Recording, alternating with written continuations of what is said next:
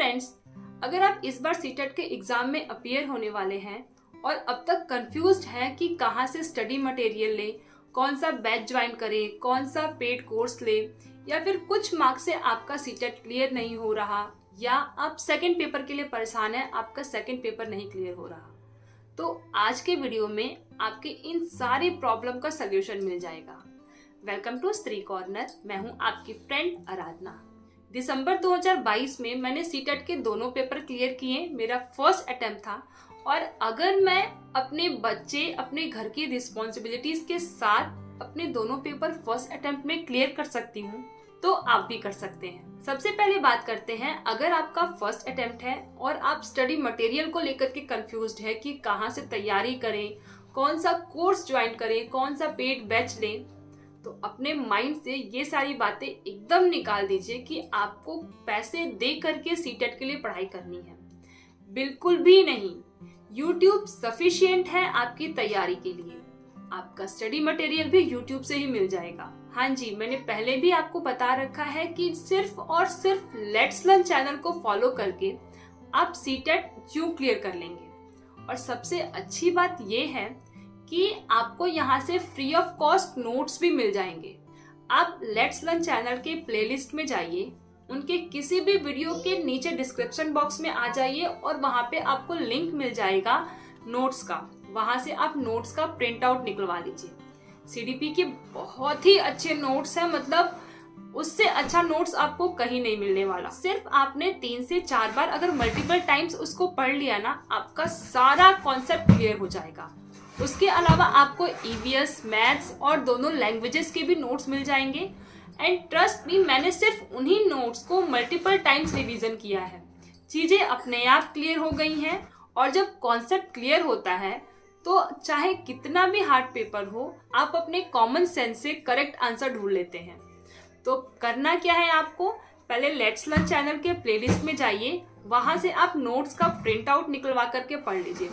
Print out मैं इसलिए बोल रही हूँ क्योंकि इस बार आपको ऑफलाइन पेपर देना है। तो अगर आप सिर्फ फोन में पढ़ेंगे या फिर स्क्रीन पे देख के पढ़ेंगे तो जो पढ़ने की स्पीड होती है ना, वो थोड़ी मतलब डिस्टर्ब हो जाती है, क्योंकि सामने जब आपके क्वेश्चन पेपर आएगा तो आपको पेपर में देख के पढ़ना है, तो उस स्पीड में और स्क्रीन पे देख के पढ़ने की स्पीड में थोड़ा डिफरेंस आ जाता है।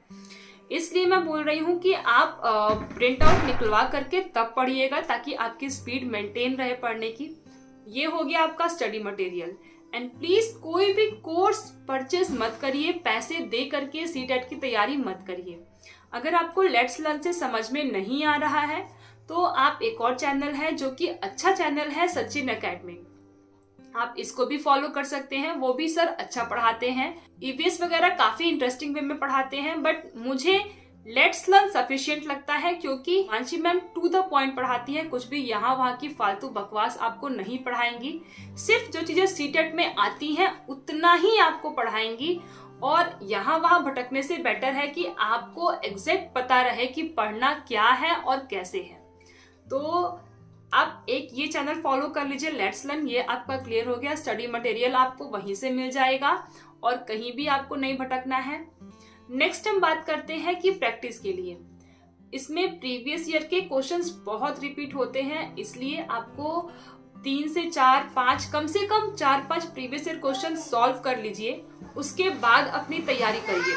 स्टार्टिंग में जब आप पेपर सॉल्व करेंगे तो ऑब्वियस ही बात है, चीजें आपको नहीं पता है तो थोड़ा सा परेशान होंगे, बट कुछ पेडागोजी के क्वेश्चंस होते हैं ना जो आदमी कॉमन सेंस से कर लेता है, तो उससे कॉन्फिडेंस लेवल भी बढ़ता है। कुछ कॉन्सेप्चुअल चीजें हैं जिनसे प्रॉब्लम होगी, बट कुछ चीजें होती हैं जो आप कॉमन सेंस से कर लेंगे, उससे कॉन्फिडेंस लेवल भी बढ़ेगा। और फिर जब आप पढ़ना शुरू करेंगे ना तो चीजें आप जल्दी कैप्चर करेंगे। और आप प्रीवियस ईयर प्रैक्टिस सेट भी मार्केट से ले सकते हैं, जो भी आपको सही लगे, क्योंकि मैं बार बार बोल रही हूँ आपको इस बार ऑफलाइन पेपर देना है तो थोड़ा सा प्रैक्टिस रहता है सामने बुकलेट वगैरह लेकर के करने के लिए, तो वो भी काफी हेल्पफुल रहता है आपके लिए। नेक्स्ट अब मैं बात करूंगी जिनका कुछ मार्क्स से क्लियर नहीं हो रहा। तो अगर आपका 1-2 मार्क्स से सीटेट क्लियर नहीं हो रहा है, इसका मतलब आपका कॉन्सेप्ट क्लियर नहीं है। उसके लिए आप पहले सीडीपी पे फोकस करिए, क्योंकि अगर आपका सीडीपी स्ट्रांग हो गया ना तो सीडीपी आपके जो पेडागोजी है ना, हर सब्जेक्ट में 15-15 मार्क्स का, वो चीज कवर कर लेगा। तो पहले आप सीडीपी के लिए लेट्स लर्न पे जो नोट्स है ना, उन नोट्स को 40 पेजेस का नोट्स है, उनको 3 से 4 बार पढ़ जाइए। उसके बाद फोकस करिए आप लैंग्वेज पे, हिंदी और इंग्लिश।